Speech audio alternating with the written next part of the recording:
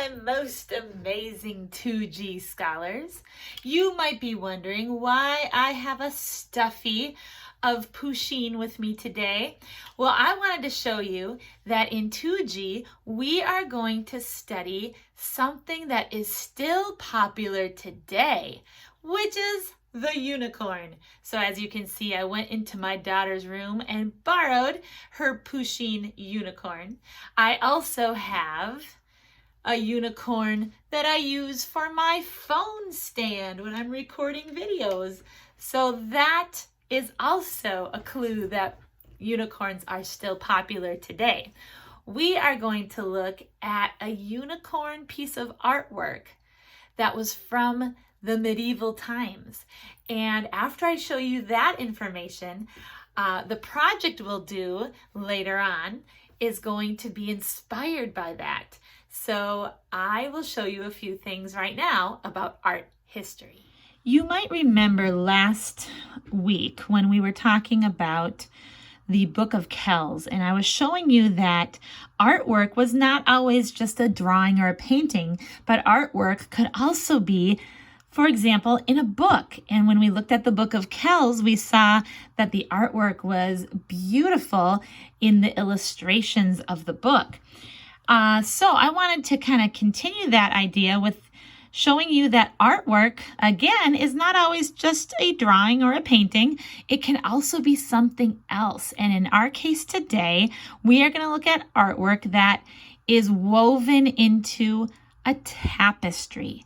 Now, a tapestry is a fancy word for something that kind of looks like a rug or a like something you would hang on the wall. And so this one is called Hunters in a Landscape. Okay. Tapestries are not made with paint or drawing. Tapestries were woven with threads or yarn. It says by the early Middle Ages, workshops throughout the continent were producing textile hangings, which were among the most prestigious objects owned by the well-to-do. In other words, if you were rich, you showed off how much money you had by buying tapestries and hanging them on your walls. Some of the best tapestries were designed by artists who were renowned painters. So the painters would come up with the designs for the tapestries.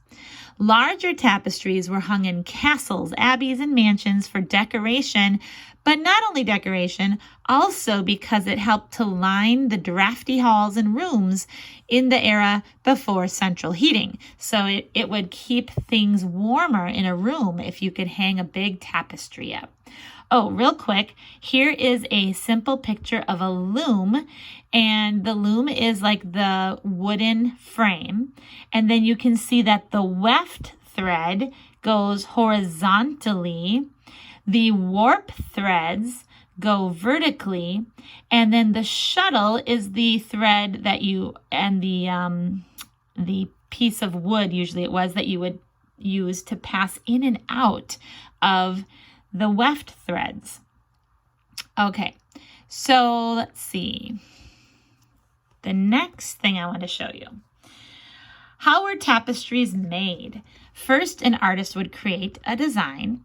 Then the structure of tapestries was made of warps and wefts. Warps are the threads that are made of plied yarns of either wool or linen fiber and were almost always undyed. Wefts are also principally wool, but they carry the color. And for further embellishment, silk filaments and thinly cut strips of parchment with gold and silver leaf were also used in the weft. All right, now you can see a picture here of some of the medieval style looms. So there is the warp weighted loom here. So these are weights down here. This is an upright two-beam loom, and this is a horizontal loom. So you can see in this old painting showing some women at work with their loom, this one is like the horizontal loom. So it was all done by hand, but it was done on a wooden frame. Okay, now here we are looking at our star art for today. This is called the Unicorn in Captivity. This was created in the 1400s. So this was almost 600 years ago. It was created in France, and it was found in a castle in France. There are actually 7 individual tapestries known as the Unicorn Tapestries, and they show a story of a unicorn being captured. They are beautiful and complex works of art from the Middle Ages. And it says that luxuriously woven in fine wool and silk with silver and gilded threads, the tapestries vividly depict scenes associated with a hunt for the elusive and, of course, magical unicorn. All right, so if you look carefully at this, I almost said painting, but of course it's not. It's a tapestry. I will show you a few things about it. So first of all, he is tethered to a tree. You can see, I'm going to zoom in here. There we go. You can see that he has a collar, and then there's a chain here that is gone around this tree. All right. He is tethered to a tree and constrained by a fence. But the chain is not secure, and the fence is low enough to leap over. The unicorn could escape if he wished. Clearly, however, his confinement is a happy one, to which the ripe seed-laden pomegranates in the tree testify. The red stain on his flank does not appear to be blood because there are no visible wounds. Rather, they represent juice dripping from the pomegranates above. So if I zoom in here, you can see the red stain on his flank. And here. So that's supposed to be the dripping juice from the pomegranates in the tree above. All right, now I'm going to show you a few more things about this. I have a close-up here. Can you tell from the close-up that this is made out of threads that have been woven? You can kind of see the back and forth weaving pattern. I like that close-up view. You can really see the chain, and you can really see the background, how beautiful all those flowers are in the background. All right, now this shows where these are hanging today. They're in the Metropolitan Museum of Art, and that's in New York, and the 7 unicorn tapestries are hanging in this room, including the one that we were just talking about. But here's the other ones, and I just wanted to show you with how you can see the size of the people here, how large these tapestries are. All right, so here are the 7 different tapestries. So up here, this one is called The Start of the Hunt. This one is The Unicorn at the Fountain. This one is called The Unicorn Attacked. This one is The Unicorn Defending Itself. You can see him kicking his hind legs there. This one is called The Unicorn is Captured by the Virgin. And this one is The Unicorn is Killed and Brought to the Castle. And then the last one is The Unicorn in Captivity, which we already saw. All right, the other thing I want to show you quickly is that this is a picture of one of the most famous tapestries on display at the Minneapolis Institute of Arts, which is called the Falconers. And this was woven in the 1400s as well, in the Middle Ages. And so you can see here the falconers, that would be the people that are using the falcons. Falcons are big birds. You can see them there. And usually they would use falcons for hunting